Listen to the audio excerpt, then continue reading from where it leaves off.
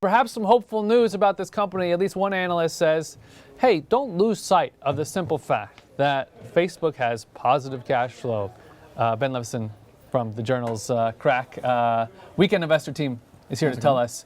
So the analysis seems to be, don't forget that this company is cash flow positive. Right. What they did, what Mandarin Capital did, is they went out there and they just looked at the IPOs that had occurred since 1997, and they found that the companies that had positive free cash flow actually did pretty well. They outperformed the S&P 500 by about 8% every year over their first 3 years, following the end of the first month of trading. Right. And those companies that had negative cash flow upon their IPO? They ended up losing about 23% more over those 3 years than the S&P 500. Now, of course, it seems that the question is perhaps less about whether the company will be profitable and more about where it is valued. Right. And can't you make the argument, Ben, that Facebook was argued at such a high level when it came out to the market that it's just found its natural level at this point? I think that's actually a very fair argument to make. I mean, most of the stories are looking at this. I think what was lost is that the hype was so big on Facebook that people lost sight of the fact that it was really a much more mature company. The companies of Facebook size that come to market, there's usually not this hype. People aren't expecting these big pops off the open.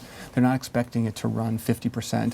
They're expecting much, much more subdued gains, if any gains at all, right off the bat.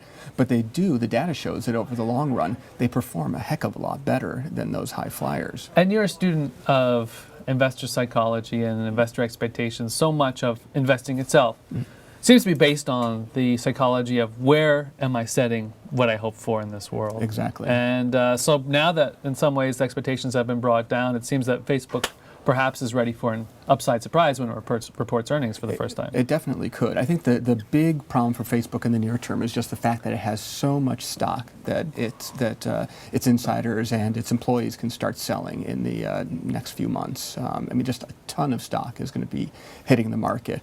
But we saw that happen with Google, and it didn't cause Google to fall. Google actually was able to sort of make it through that period doing okay. And when it was finally over, Google took off. Right. And you know, Facebook, you know, if their numbers come in well, they can get through this period, then you can see it. I mean, it's kind of at fair value right now. And, you know, if it falls a bit, it could be a very good buy. Okay. Well, Ben, we'll have you back as soon as those earnings come out to give us a read on where that stock might or should be trading.